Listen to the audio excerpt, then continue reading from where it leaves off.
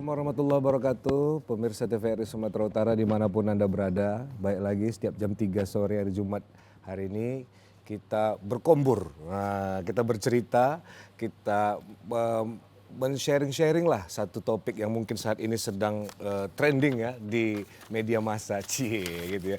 Pemirsa, hari ini mungkin saya ditemani oleh ya yang selalu aja mau ikut-ikut awal aja kemana-mana ya kan. Nempel Terus kayak ya, perangko. Siapa dia di sana? sih ya? Iya, silakan. Iya, betul. Saya adalah perangkonya Bang Putra ya selalu menempel di suratnya Bang Putra. Oke, kita sapa dulu pemirsa di rumah. Halo, apa kabar Anda? Senang sekali nih hari ini saya Ziva Zahrianis kembali hadir untuk menyapa Anda dan menemani Bang Putra ya pada sore hari ini untuk berkombur-kombur kata Bang Putra ya, tapi berkomburnya bermanfaat ya. Dan hari ini kita akan bahas sebuah topik yang penting sekali dan memang sedang digalakan juga di media sosial. Betul. Ya Bang ya, apalagi menuju Indonesia generasi emas 2045, tentu kita ingin mendapatkan generasi-generasi yang sehat, cerdas dan bisa berbuat banyak hal terhadap bangsa dan negara, dan tentunya ada peran penting di balik sosok suksesnya generasi emas 2045 nanti ini. Betul. Bang, di mana lagi kalau bukan di pundaknya seorang pendamping dari kepala keluarga. Siapa itu? Yaitu adalah ibu, istri, ataupun mama, atau siapapun yang kita sebut di dalam rumah kita. Dan ini menjadi hal yang penting sekali pemirsa, karena dari ibu katanya sih bisa membuat sebuah rumah tangga yang harmonis dan bisa menjadikan keluarga yang sehat. Apakah benar demikian? Nah, makanya kita akan bahas sebuah peran, yaitu peran perempuan menjaga ketahanan keluarga, yang akan menjadi topik kita pada sore hari ini. Dan untuk menjawab pertanyaan-pertanyaan terkait dengan itu, kayaknya nggak bisa nanya sama Bang Putra ya? Nggak bisa ya? Nggak bisa, betul. Jadi kita sudah menghadirkan narasumber yang pastinya akan menjawab keresahan-keresahan kita dan akan kita ulik nih, kira-kira seperti apa sih perempuan ini dan bagaimana sih perannya untuk menjaga ketahanan keluarga. Dan ada siapa nih Bang Putra? Nah, ini saya agak segan sedikit nih. Waduh, kenapa tuh? Iya, di samping saya ini pemirsa pejabat ini. Langsung ada pundaknya ya? Iya, harus di pundaknya ada pangkatnya gitu ya. Ini sudah hadir di samping saya ibunda kami, Sri Rohayati Teti Devianti.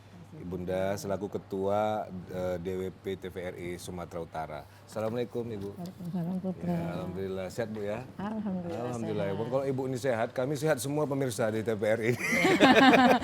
Karena bergantung ya pimpinannya, leadernya dulu nih di atas, betul, baru nanti ke bawah-bawahnya gitu. Harus sehat ya, alhamdulillah.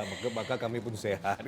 Di samping Zizi ada siapa? Nah, kalau ini sudah tidak asing lagi karena memang bukan orang asing ya pemirsa di rumah ya. Di sini sudah hadir psikolog kita, Ibu Marlinda SPSI. Halo Ibu, apa kabar? Ya baik Mbak ya.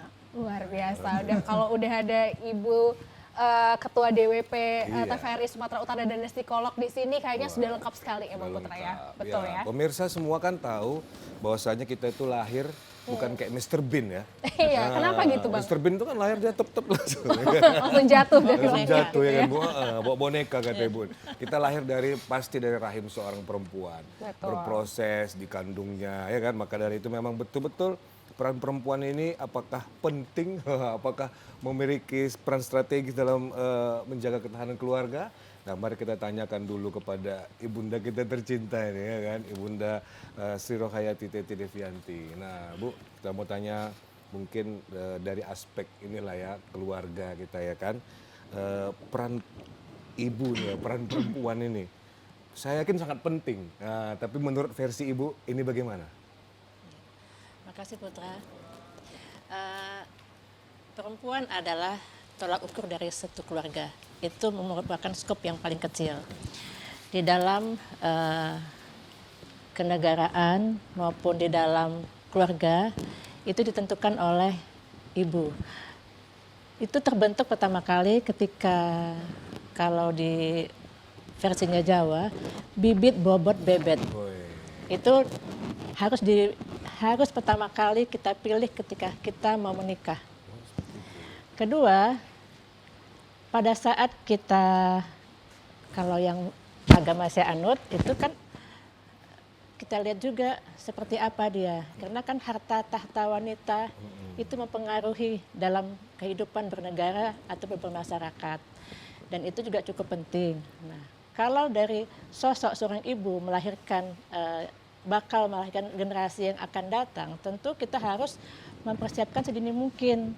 Nah, saya tetap berpatokan filosofi Jawa tadi, kalau saya boleh ambil dari ini ya, dari suatu etnis, bibit bobot tadi pertama, kedua sebagai ibu merupakan madrasah pertama bagi anak-anak, ya. Itu juga harus menanamkan pendidikan awal di situ. Yang kita tanamkan adalah pertama kali ilmu, amal, iman, ilmu, amal, akhlak ya. Iman, ilmu, akhlak itu yang kita tanamkan pertama kali. Kenapa demikian? Jadi saya bilang tadi, semua itu dimulai dari rumah. Itu adalah skop yang paling kecil di masyarakat. Jadi kalau kita membesarkan anak-anak di usia yang dini, itu kan usia dini kan di bawah 5 tahun ya.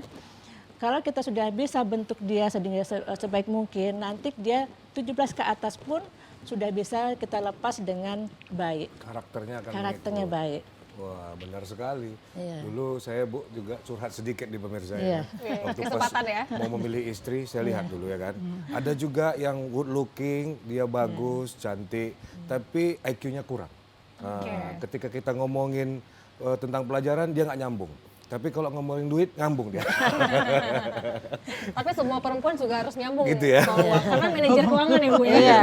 Manajer keuangan di dalam rumah tangga itu adalah perempuan loh Bang Putra. Nah, bagaimana dari sisi psikologinya dulu? Nah, kita betul korek sekali. Kita dulu tuh nih. juga kulik deh. Gimana Iya, nih Bu? Silakan Bu.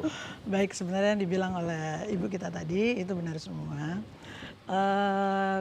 Kalau kita bicara ketahanan, berarti kita harus tahu dulu memang psikologis keluarga dulu. Nah, apa itu yang dikatakan psikologis keluarga? Yaitu kita bicara bagaimana cara memahami interaksi pola interaksi di dalam suatu keluarga, gitu kan? Karena terus terang aja dalam keluarga itu kan ada beberapa individu. Nah, masing-masing individu mempunyai karakter yang berbeda-beda. Nah, kalau kita memahami karakter keluarga itu, sehingga kita akan berusaha untuk menempatkan diri sesuai dengan dengan situasi tadi, sehingga keluarga menjadi harmonis gitu tadi. Itu tadi yang pertama. Kemudian kalau kita bicara ketahanan, berarti kan orang yang mampu menghadapi segala masalah yang sulit, tapi tetap membuat keluarga tetap harmonis, kan gitu. Nah, tentunya kalau kita udah begini, yang pertama kali seperti yang dibilang ibu tadi, bahwa memang ibu, kan gitu, peletak dasar itu adalah ibu. Nah, kesehatan mental ibu itu sangat penting. Ya, karena apa? Atmosfer emosional keluarga itu sangat dipengaruhi dengan atmosfer keadaan emosional ibu. Apakah dia stres, depresi kah, itu akan mempengaruhi keadaan emosional keluarga, kan gitu. Nah, kemudian setelah itu kesehatan mental tadi juga akan mempengaruhi gaya dia dalam membuat pola pengasuhan terhadap keluarga, kan gitu. Karena dia sibuk dengan keadaan dirinya sendiri, sehingga dia susah untuk membuat pola pengasuhan yang seperti apa. Karena lebih fokus pada dirinya. Berarti kan kesehatan mental yang pertama kali. Kemudian lagi adalah kalau setelah dia emosional, atmosfer emosional, kesehatan mentalnya, pola komunikasi, kan gitu. Kalau orang yang udah sehat mentalnya, itu dia akan bisa tadi kaitannya dengan psikologis keluarga, dia akan bisa menyesuaikan pola komunikasi seperti apa yang akan kita bicarakan kepada yang kita pakai dengan anak. Kan berbeda itu. Kalau anak empat caranya gitu. Kalau yang satu bisa dengan langsung kita bilang kesalahannya. Kalau yang dua enggak dulu, kayak main biliar gitu loh. Kan gitu ya Bu ya, kayak main biliar kita ya Bu ya. Harus ini dulu gitu. Kalau yang lain enggak lagi gitu. Jadi cara itu akan mempengaruhi, kan gitu. Dan kemudian lagi apa? Setelah komunikasinya mempengaruhi. Nah, ibu itu kan model peran dalam keluarga, kan gitu. Cara dia dalam berkomunikasi, cara dia mengekspresikan emosinya, atau cara dia dalam menyelesaikan suatu permasalahan, itu dicontoh oleh anak. Karena anak itu berperilaku sesuai apa yang dia lihat dan dia dengar, gitu. Jadi kalau cara ibunya dalam menghadapi suatu permasalahan seperti apa, ya itu ada yang dia lihat dari lingkungan terdekatnya, terutama adalah ibu. Nanti kita ibu sendiri yang pusing, loh kok anak ini kok kalau marah kok lempar-lempar barang, padahal aku nggak contoh, padahal dulu pernah mungkin. Nah gitu, ya kan Bu ya. Dulu pernah mungkin sih. Ya, Bu, Gitu, nampaknya- hati-hati. Coba kita ulik lagi ya. Iya, karena Iya. nampaknya ibunya mungkin Gitu. ikut lomba lempar lembing ya, jadi Maksudnya gitu, jadi melatih kembali gitu ya Bang Putra ya. Betul ya. Iya. ada Jadi itu dasar. tadi, jadi ada kesehatan mental keluarga. Kemudian bagaimana cara kita menghadapi suatu permasalahan, itulah yang dilihat juga oleh anak. Bagaimana cara menyelesaikannya. Kalau cara kita misalnya anak kita juga mengajarkan bagaimana anak menerima suatu kegagalan, bagaimana menghadapi suatu permasalahan di lingkungan. Nah itu kan juga kita yang mengajarkan. Kalau seandainya misalnya ya Bu ya, misalnya anak bermasalah di sekolah, tapi kita yang datang. Kan kita datang menyelesaikannya. Anak tidak belajar untuk menyelesaikan permasalahannya sendiri. banyak orang tua sekarang seperti itu. Datang dia kan, ya nggak mau datangin guru gitu kan, bahwa anaknya begini-begini, kan gitu. Nah sehingga anak tidak belajar untuk menyelesaikan permasalahan pribadi, gitu. Dan banyak hal lagi. Jadi ibu itu adalah yang pertama kali untuk menciptakan ketahanan dalam satu Ya keluarga. betul tadi. memang Ji. Jadi Kalau kita minta kesehatan saran mental. ayah biasanya jadi lain pemirsa. Jadi gimana tuh Saran kira-kira? ayah waktu itu saya kan pernah waktu kecil dulu SD diancem gitu kan sama teman yang agak sedikit mungkin membuli gitu kan. Terus ayah mengajarkan satu jurus ya, kuncian yang mematikan. Jadi Apa nih kira-kira? jadi ya udah ya langsung di jab kanan jab kiri gitu ya. Kok sama ayah gitulah ya kan namanya Beda ayah ya. harusnya kita kan minta saran dari ibu. Kalau ibu kan berbeda mungkin polanya. Seperti yang saya katakan ibu tadi kan, dia punya pola-pola tersendiri. Kalau sama ayah mungkin ayah sudah capek bekerja di luar, terus kita curhat, ini cemana nih ya, kita dibully. Oh, balas saja langsung katanya, nggak putus langsung itu katanya gitu kan. Jadi malah nanti berentet ya. Iya. Betul sekali. Tapi ini- Silakan Ji, mungkin ada yang mau tanyakan? Betul Bang Putra, ini ada yang pengen saya tanyakan mungkin sebelum kita kembali ke ibunda kita, ini saya masih berbicara terkait dengan psikologis seorang wanita ya Bu. Artinya stabilitas untuk healthy mentalnya, terus juga stabilitas menjaga emosi, ini kan berarti penting banget ya Bu, Iya. benar ya. Lantas gimana nih Bu kira-kira cara untuk kita tetap istilahnya kalau anak sekarang bilangnya tetap waras Bu gitu, gimana nih kira-kira? Memang kan kalau kita bicara masalah emosi itu fluktuatif memang ya. Terkadang bisa tiba-tiba naik ya Bu ya. Apalagi kalau berkaitan dengan hal tertentu yang tak terpenuhi misalnya dan sebagainya itu memang betul gitu ya. Tapi ini kan melatih kestabilitasan emosi itu kan nggak tiba-tiba. Kan gitu ya, itu dari dulu dari kecil. Nah itulah yang harus kita bentuk kepada anak kita tadi gitu. Kalau dia tidak bisa menyelesaikan permasalahan pribadinya, mana mungkin dia bisa menyelesaikan permasalahan yang dihadapi kan gitu. Jadi yang pertama kali dia meregulasi emosinya itu seperti apa gitu ya. Nah kalau ibu misalnya dalam kondisi, nah yang penting kita berpikir bahwa peran kita itu kan banyak. Kalau peran kita itu banyak sekali. Satu peran sebagai istri, sebagai ibu, ahli ekonomi ya Bu, ahli ekonomi. Mengatur keuangan. Iya, mengatur keuangan. Multi semua. Kemudian apalagi faktor konsultan juga kita, kayak gitu. Pada saat anak bermasalah seperti apa itu terlepas lah bukan psikolog, Psikolog iya, juga ya, Bu, ya. psikolog keluarga. Ya, Bu. Kemudian ahli gizi kan, kemudian tadi manajer keuangan, kemudian driver juga terkadang. Iya. Karena kan anak mau sekolah. Kalau seandainya nggak ada yang ngantar, iya ibu juga ya Bu. Jadi banyak sekali fungsi ibu itu. Nah kalau kita bisa memilih dan memilah mana yang lebih prioritas, mudah-mudahan emosi tadi bisa terkontrol. Nah tuh, jadi perempuan tuh berat ya Bang Putra, jadi hati-hati loh dengan perempuan-perempuan ya. Iya, jangan main-main. Ya kan? Kita tanya ke ibu kita lagi nih. silakan, Saya Ibu penasaran Putra. nih, gimana Bu kalau misalnya kan ibu menghadapi satu permasalahan keluarga. Mungkin bapak kan tugas nih, ya kan, bapak tugas. Tapi anak-anak kok bisa pada berhasil nih? Ini kan kita perlu korek nih rahasianya ya kan, biar dibagi nih. kita Bu, cari pemirsa. tahu. Kita harus cari kepo tahu dengan nih, hal-hal kayak Nggak gini ya, apa-apa, Bang Bu ya, Putra. izin Bu ya. Silakan Bu. Iya, terima kasih Putra. Memang saya menambahi juga apa yang disampaikan oleh Ibu Linda. Semua itu kan wanita, khususnya ibu di dalam hal ini. Seperti saya sampaikan tadi, peran ibu itu dimulai dari rumah dan mendidik itu seperti apa. Kalau boleh saya mencontohkan diri saya ya, kilas balik ke belakang, saya itu tetap walaupun saya memilah-milah waktu antara tugas saya sebagai istri, tugas saya sebagai ibu, tugas saya sebagai pekerja saat itu, saya tetap memilih-milih. Jadi saya bilang sama anak-anak, sebelum umur 17, kalian sudah harus bisa mengerjakan sendiri. Karena itulah mulainya usia balik, di situ pula dia harusnya sudah bisa mandiri. Seperti apa mandirinya? Kebetulan anak-anak saya kan saya tinggal ketika saya kerja.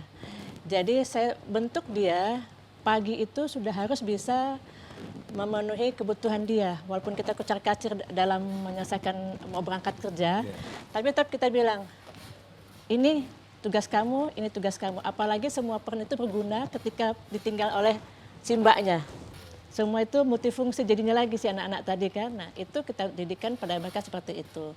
Kedua yang anak-anak ini suka lupa bahwasannya tidak selamanya dia itu ada di rumah bersama kita. Karena bagaimanapun juga kalau sudah usianya dia bersekolah atau mengambil pendidikan, dia pasti akan keluar atau tetap di rumah kita. Dan pendidikan yang paling masa waktunya singkat adalah pendidikan keluarga. Karena dia umur ibu atau umur ayah itu kan tidak akan tahu siapa kita sampai berapa lama. Jadi masa pendidikan di rumah itu masa pendidikan yang paling singkat. Dan kalau dia mau sekolah nanti keluar, mau itu SMA atau mau masuk kuliah, itu hari ini dan kapanpun dia bisa sekolah. Tapi namanya untuk dididik oleh orang tua, belum tentu dia bisa setiap saat. Karena kan yang namanya usia, atau macam saya ketika suatu saat saya juga harus kerja kemana, atau si bapaknya juga demikian. Nah itu kan dia ujung-ujungnya harus memang pandai mengelola diri sendiri dan memanage waktu diri sendiri. Itu dia upayakan untuk bisa tidak tergantung dengan orang lain. Kira-kira seperti itu. Berarti sambil kerja, pemirsa ya, sambil kerja ibunda kita ini bisa ngurusin anak. Wah ini luar biasa ya. Kemarin tuh ada teman saya kemarin tuh pemirsa kan, katanya sampai mau resign. Katanya alasan resign mau mengurus suami gitu ya kan, mengurusin suami, ngurusin anak. Ternyata gitu dia habis resign, suami dan anaknya makin gemuk. Nggak jadi kurus ya. Betul. Iya, jadi kebalik ya. Jadi yang tadi mau ngurusin kok jadi menggemukkan gitu ya. Kita komplek dulu nih. Waduh, makin seru pastinya ya. Kita komplek dulu ya. Nanti kita dengarkan lagi apa saja tips dan triknya nih untuk ketahanan keluarga. Baik. Betul. Lagu pertama, Bang Eko silakan. Wanitaku.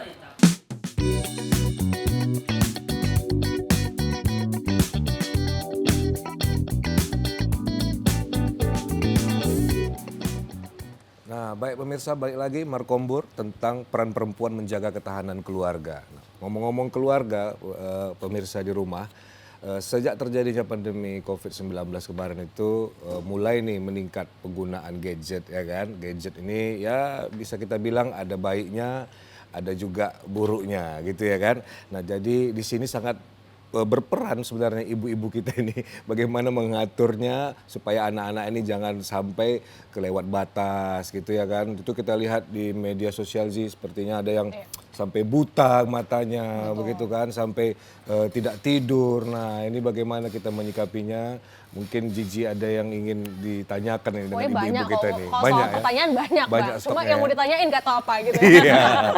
Oke, baik. Nah menarik juga nih tadi yang seperti dikatakan oleh Bang Putra terkait dengan media sosial yang punya karakteristik yaitu borderless, artinya tanpa batas ya. Tentunya kemarin kalau kita menilai kembali ini ke zaman-zaman COVID-19 kemarin ini semuanya diharuskan untuk melek terhadap teknologi sampai-sampai pemerintah membuat sebuah gerakan yaitu transformasi digital. Nah kira-kira nih Bang Putra, apakah dengan adanya gadget ini terus juga dengan orang-orang tua yang memang juga harus ikut adaptasi juga ya untuk belajar gadget, ini memudahkan untuk menjaga ketahanan di dalam keluarga atau malah justru nanti jadinya ibu-ibu berdua ini jadinya lebih sibuk ini untuk gadget daripada anak. Gimana kira-kira kalau dari pengalaman ibunda kita gimana nih kira-kira Bu? Silakan Ibu. Ya, makasih Gigi. Iya Bu. Yang namanya teknologi tidak bisa kita bendung. Betul. Karena itu merupakan era ya, perubahan itu pasti ngarahnya ke sana semua. Tapi yang namanya perilaku, sopan santun, itu tidak ada putusnya. Etika. Iya, etika tidak ada putusnya dan semakin hari dengan adanya digital tadi, semakin ada protek untuk anak-anak. Seperti apa proteknya yang untuk kita harapkan sebagai ibu dari anak-anak? Nah, masa sekolah atau masa kuliah itu kan ada jamnya. Yang kita khawatirkan adalah yang usia-usia di bawah usia remaja. Masih dia menonjolkan ke statusnya. Jadi dengan pengawasan itu agak lebih ekstra. Nah, jam dia bisa memakai, kita atur. Kalau kita atur seperti apa aturannya, yang mungkin tahu kita kembali lagi mungkin pada saat dia tidak sekolah. Kalau saya menerapkan ketika tidak sekolah boleh main, karena dia nanti kalau kita batasin tidak melek pula dengan teknologi. Betul. Makanya boleh dia main tapi ada jamnya, itu satu. Kedua, kita sampaikan peruntukan HP atau laptop tadi untuk apa. Kalau saya bilang, kalau laptop itu peruntukannya, ini khususnya bagi anak saya yang sekolah ya, khusus untuk sekolah. Kalau HP itu untuk komunikasi. Nah, sekarang yang mau digunakan itu apa dulu? Kalau untuk bermain tentu ada batasnya. Usia seperti ini adalah usia dia sekolah. Kalau nanti kita hanya menyampaikan dampaknya.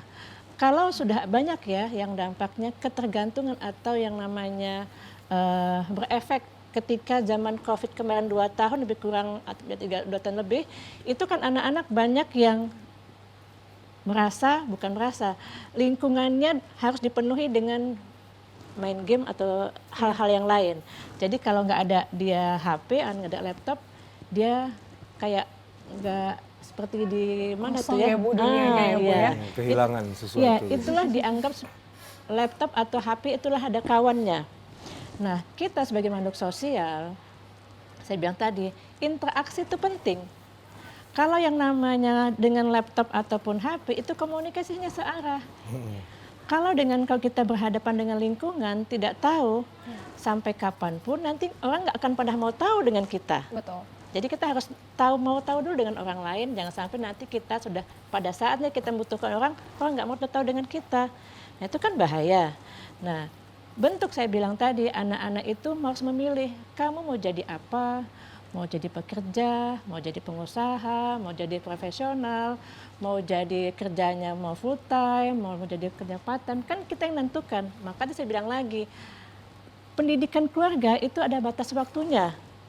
Tergantung orang tuanya, usia orang tua kan ada batasnya, usia anak juga akan mengikuti. Kalau namanya pendidikan formal itu ada terbuka kapan saja, mau S1, S2, profesor, kapan aja terbuka. Kapan aja bisa, Bu ya? Iya.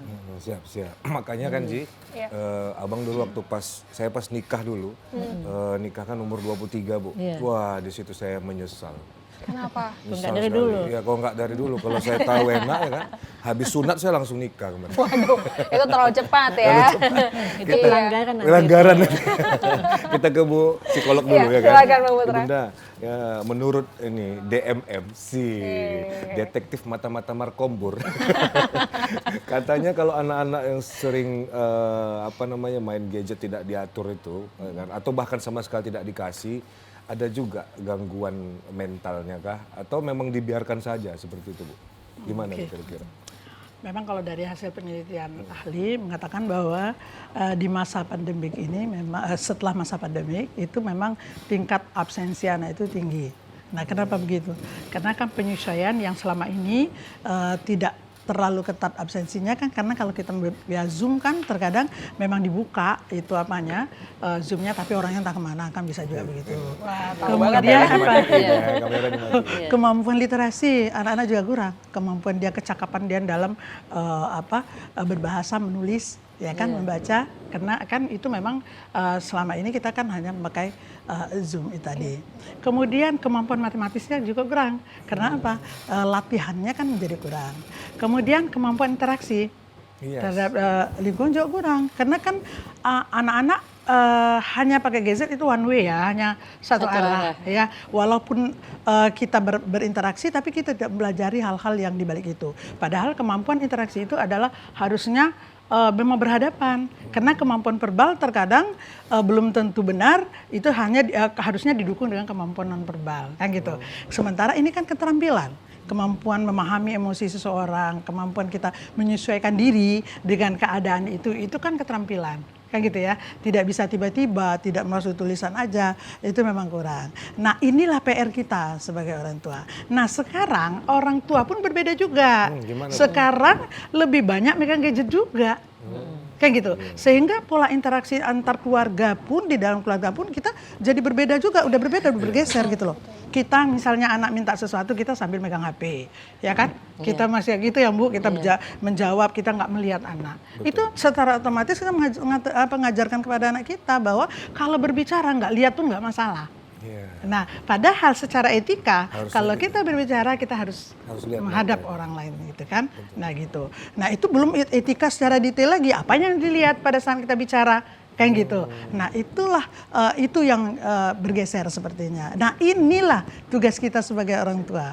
Nah artinya contoh awal adalah dari kita dulu, kemudian anak-anak kalau masalah dilarang itu untuk anak usia tertentu. Yang kita bisa bilang bahwa kamu hanya ini jam segini, nanti kamu belajar kemudian simpan. Itu anak tertentu. Untuk anak yang usia SMA, SMP, SMA dan kuliah nggak bisa lagi. Kenapa? Dia ada baca jurnal baca ini kan gitu. Banyak alasannya Bu ya. Nah, berarti di sini kejelian ibu untuk melihat tingkat usia anak tadi. Dan seperti anak kita tadi, misalnya kalau dia udah bisa mengerti dengan bahasa kita menerangkan pentingnya apa yang penting dan tidak penting tadi. Nah mungkin di situ kalau kita kontrol nggak bisa, susah gitu. Nah kita hanya bilang bahwa hidup itu waktu itu tolong dimanfaatkan dengan baik, kayak gitu. Nah kita hanya bilang seperti itu dan itu memang tidak harus nggak bosan-bosan, harus sering kita lakukan tapi dengan bentuk yang berbeda. Kayak gitu. Kalau bentuk yang sama, ini pasti nih mau melarang main game lagi nih. Alah ini suruh belajar lagi. Oh anak-anak udah menebak kita ya Bu. Sehingga dia akan jauh. Lari udah kunci kamar aja amannya. Kan gitu. Di kamar belajar kan gitu. Itu tadi. Jadi kejelian ibu dalam melihat situasi itu sangat penting. Harus disesuaikan rupanya. Iya. Betul. Nggak bisa main larang-larang aja gitu ya. Tidak bisa serta-merta ya Bang Putra ternyata ya. Nah ini ada yang menarik lagi nih Bang Putra yang ingin saya tanyakan mungkin kepada ibunda kita nih terkait dengan pengalaman ibu sendiri dalam mengasuh anak. Sebenarnya gimana Bu? Apakah yang baik itu gimana? Apakah ibu menerapkan posisi sebagai ibu adalah sahabat anak atau ingin dihormati atau bagaimana nih Bu yang kira-kira mungkin masuk lah untuk anak-anak ibu gitu. Kira-kira gimana nih Bu? Ya, makasih Zizi. Kalau yang namanya ibu itu semua ada di sana. Jadi dia itu sebagai pendidik, sebagai pemberi kasih sayang, sebagai teman, itu udah ada di peran hati ibu. Makanya kalau tidak ada ibu, hilang kasih sayang. Jadi kalau anak-anak ini, saya suka bilang jangan pernah curhat kepada orang lain. Kalau curhat orang lain bisa dimanfaatkan yang positif, bisa juga negatif, tapi lebih banyak negatifnya, ya kan? Karena masa remaja khususnya karena anak saya yang paling kecil kan memasuki masa remaja tuh. Jadi saya bilang seperti tadi Bu bilangnya pengawasan itu penting. Kedua kita harus tahu temannya siapa. Ketiga sampai kapan kita mengawasinya, saya bilang bukan mengawasi, setiap orang kan perlu diingatkan. Jadi saya sampai anak saya yang sudah berumah tangga, yang sudah yang nomor 2 juga yang sudah kerja, saya tetap hampir tiap malam tuh saya teleponan itu sama mereka. Jadi bukan berarti jarak kita membatasi komunikasi. Jadi kita dekat, kita tahu karena kita dekat. Semakin kita tidak tahu karena dia jauh. Nah itu jangan sampai terputus karena jarak yang tadi jauh. Jadi saya bilang semua kan bisa ditempuh dengan adanya tadi gadget tadi kan. Kita bisa komunikasi video call ke mereka. Jadi saya bilang saya tuh ngomong aja apa. Kalau saya bilang bahasa pembuka itu bisa apa aja kan. Istilahnya orang kalau nggak tahu bicara lagi ngapain, hari apa kabar gitu kan. Tapi karena anak-anak saya tanyain aja apa tadi dia pakai apa, ngapain, bagaimana pekerjaannya. Karena jangan sampai dia nanti curhatnya ke orang lain, itulah yang bisa mengganggu rumah tangga, bisa mengganggu dia dalam karirnya. Jadi tidak ada pendidikan itu saya bilang tadi, ibulah yang tetap mengawasin ini menurut saya seperti itu. Jadi jangan sampai kita setelah jauh putus komunikasinya sama anak-anak tadi. Ya. Jangan sampai Setuju putus. juga sih. Jadi jam-jam berapa kira-kira itu Bu? Ketahuan. Habis maghrib gitu Bu ya komunikasinya. Atau Ibu punya jam-jam tertentu yang Ibu udah tahu, oh anakku nih kok Waktu jam sekian senggang ini gitu ya. lagi sedang ini nih, lagi santai, ini aku telepon gitu Bu. Kalau pagi itu anak saya yang nomor 2 kan udah kerja, itu pagi habis subuh saya telepon. Nah kalau yang nomor 1 yang kena sudah berkeluarga, itu saya telepon nanti habis Isya gitu. Atau kami kadang-kadang video call-nya habis Isya ke mereka. Jadi mau anak, menantu, si atuknya, si neneknya, Oh, tetap ya? semua Tetap semua ikut dijalin komunikasi. ya. Oh, bagus Jadi sekali ya. sakit si anak, sakit si cucu, kadang-kadang kan nggak mau diomongkan tuh. Tapi ketika video call, ketahuan. Dibilang sehat, matanya udah beda. Iya. Dibilang nanti aman-aman aja misalnya, mukanya sudah beda. Jadi memang saya bilang tadi, kalau saya bilang selembut apa seorang ibu ketika dia sudah berkeluarga, itu akan berubah untuk anak. Iya, betul. Wah, Jadi luar biasa. istilahnya dulu pendiam, mungkin saya sekarang lebih ribut. Dulu mungkin tidak tahu, sekarang harus tahu. Dulu mungkin tidak mau tahu, tidak boleh tidak tahu, gitu kan. Jadi Iya, memang luar banyak biasa. sekali yang harus diperhatikan Banyak. sebagai seorang Nah, ibu. Nanti di segmen selanjutnya, ini kan udah mau iklan nih Bu. Iya. Selanjutnya pertanyaan saya itu tentang tokoh-tokoh yang mungkin tokoh nasional pemirsa, orang-orang hebat, orang berhasil, ya kan? Itu biasanya sayang sama emaknya. Ya kan? Nanti kita jawab, itu kita tanyakan. Oke, baik. Ini kita akan dengarkan sebuah lagu berjudul Anugerah Terindah. Iya, silakan Bang.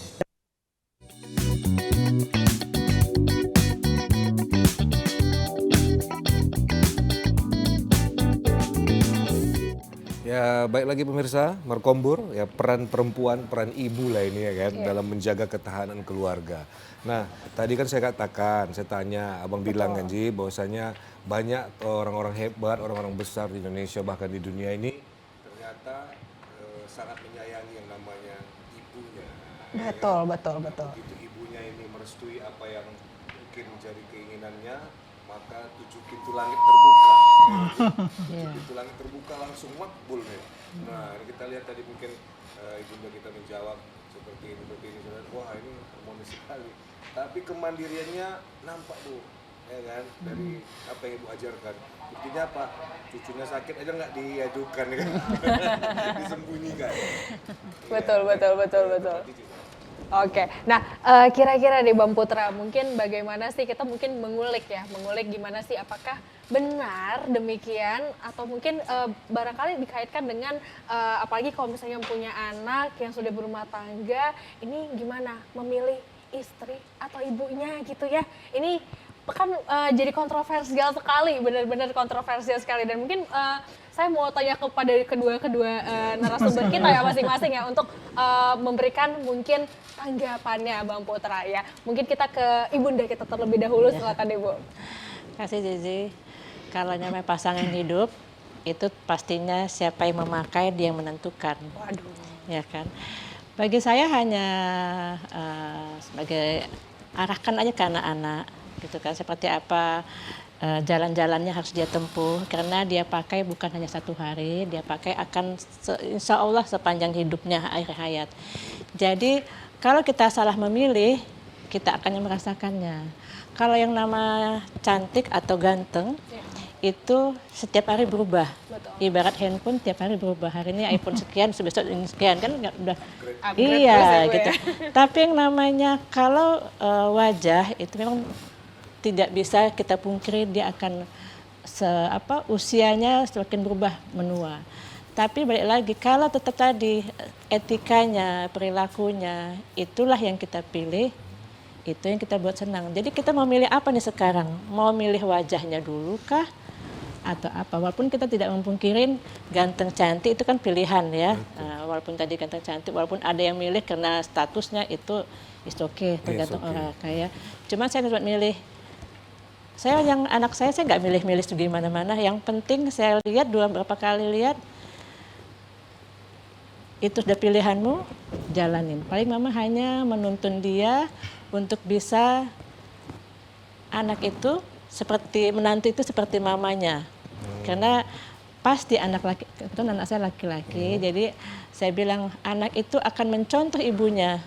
Jadi pasti dia nanti bukan membandingkan, tapi dia akan, duh mamaku seperti ini ya, kok ini enggak seperti itu. Nah saya bilang tadi paling dia tidak melihatlah apa kebiasaan mama mertuanya misalnya, supaya dia nanti jangan tahu dan tidak bisa disamakan posisinya antara orang tua dan menantu. Iya, nanti rupanya ini tauco masakan mama lebih enak daripada masakan kamu.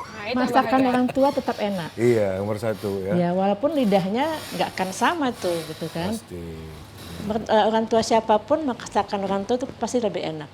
Pasti dirindukan ya. Iya. Pasti sangat dirindukan. Iya. Oke, baik. Silakan Ibu, kita langsung ke psikolog kita. Silakan. Kalau dari bahasa pertanyaan tadi bahwa bisa memilih orang memilih Istri dan jodoh lah ibu gitu ya. ibu. Bojo. Itu sebenarnya dua hal yang tidak boleh, satu hal yang tidak boleh kita Iya, betul tanyakan sekali. karena fungsinya berbeda. Kan fungsinya nggak berbeda.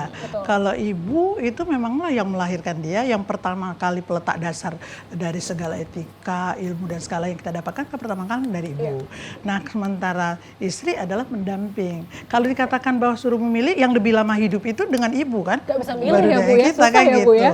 Jadi satu hal pertanyaannya yang harusnya tidak bisa keluar dari dari kita karena itu adalah fungsi yang berbeda gitu. Saya pikir itu, iya. Baik, jadi kita benar-benar harus bisa memilih dan selektif ya. Jadi tidak boleh dikontroversikan lagi ya Bu terkait dengan hal itu karena memang perannya sudah berbeda dan artinya tinggal kita menyesuaikan dan dua-duanya sangat penting. Pentingnya masing-masing ya Bu ya. Masing-masing ada peran Fungsinya ibu beda, sebagai apa, peran istri sebagai apa. Jadi kita harus bisa memilih dan memilah dengan cerdas dan cermat seperti itu ya.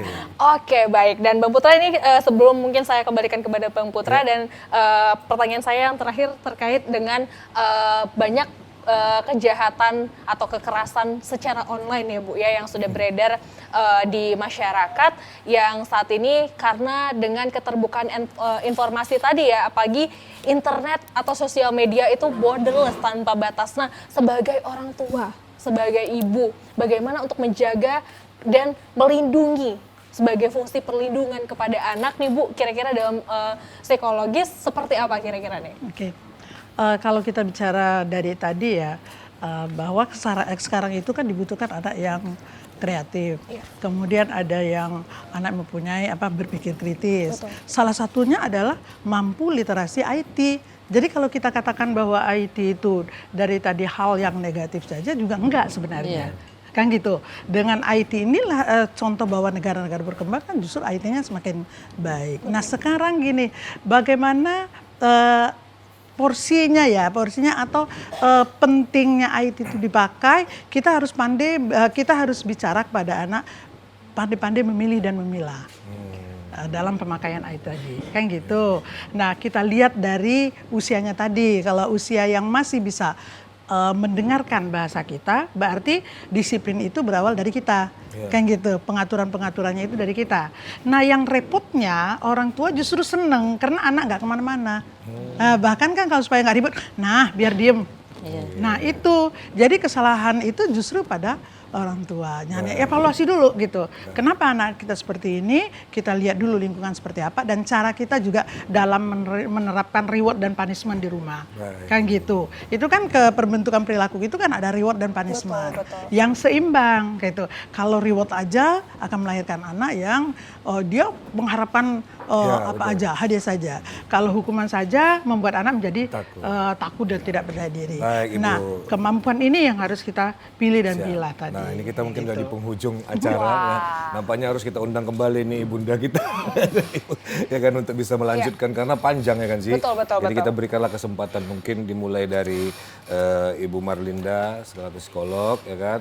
Mungkin ada tips dan trik yang bisa diberikan kepada pemirsa lalu nanti ditutup oleh Ibu Sri Rohayati Teti Devianti. Silakan Ibu. Baik, ibu-ibu sekalian, sebenarnya memang fungsi ibu itu sangat besar di rumah, yaitu seperti yang dikatakan yang kita bicarakan tadi, murni peran gitu. Tapi kalau kita kaitkan dengan topik pembicaraan kita pada hari ini, yaitu membentuk pertahanan psikologis, keluarga. Pertama kali yaitu kita harus memahami psikologi keluarga dulu, yaitu memahami pola interaksi antar kita individu, sehingga kita bisa menyesuaikan diri dengan situasi. Yang kedua, kalau kita bicara pertahanan, ya dikatakan pertahanan berarti kita mampu dalam menghadapi segala situasi. Nah, pertama kali yaitu ibunya harus sehat dulu. Kesehatan mental harus jaga, karena ini akan mempengaruhi lingkungannya, kan gitu. Kemudian bagaimana mengenai keyakinan agama dalam rumah itu juga, bagaimana pola pengasuhan di rumah itu juga, kemudian pola interaksi. Nah, bila ini sudah kuat, artinya pola interaksi apa? Kuat nggak di dalam keluarga tadi? Sehingga yang dikatakan ibu tadi bahwa pertama kali yang dia akan minta pendapat dari keluarga, kan gitu. Nah, ini akan bila kuat di dalam keluarga, maka dia akan kuat dalam menghadapi segala situasi. Baik. Saya pikir. Terima kasih. Mungkin dilanjutkan, Bunda, langsung sebagai closing statement. Saya menanamkan bahwasannya ketika keluar di dalam keluarga, untuk kita menjaga ketahanan di dalam rumah tangga ataupun keluarga, tetap saya menanamkan iman, ilmu, akhlak. Iman, ilmu, akhlak. Itu saya ini dan pengawasan.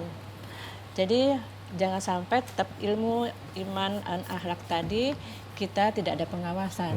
Tetap sampai kapan kita punya pengawasan, karena kita bertanggung jawab dunia akhirat kita kepada anak-anak tersebut. Makanya jangan kita abaikan dia. Nah, terima kasih, Bu. Jadi luar biasa sekali closing ini statement kurang- dari kedua kurang wanita waktunya, ya. inspiratif ini ya. Memang benar 1 jam ini kurang Nanti banget ya kita Bang undang Putra. kembali nampaknya Ibunda kita. Terima Betul. kasih, Bu ya. Terima kasih, Bu ya. Kami ucapkan terima kasih Mungkin banyak sebagai ini. kesimpulan saya akan menyampaikan Iya. pemirsa, ternyata ada 3 perempuan yang tidak boleh disatukan dalam satu rumah. Apa tuh? Apa ini ilmu aja, apa juga aja? ini ya kan. Nah, yang pertama ibu kita dan istri. Nah, Oke, satu. jangan disatuin. Nanti salah satunya pasti sakit. Yang kedua, kakak kita yang perempuan atau adik kita yang perempuan dengan istri. Nah, ini nggak boleh yang duanya Oke. perempuan. Yang ketiga, istri pertama sama istri berikutnya jangan satukan dalam satu rumah. Yang paling terakhir sih memang itu bahaya sekali. Baik, Oke, ya Bang mungkin Putra. itu saja yang bisa kami sampaikan. Sampai jumpa lagi di Markompur selanjutnya. Saya Putra Andika Siagia Nurdiri. Dan saya Ziva Zahrianis pamit undur diri dari hadapan Anda. Terima kasih dan sampai jumpa. Kami tutup dengan persembahan lagu Cantik untuk Anda.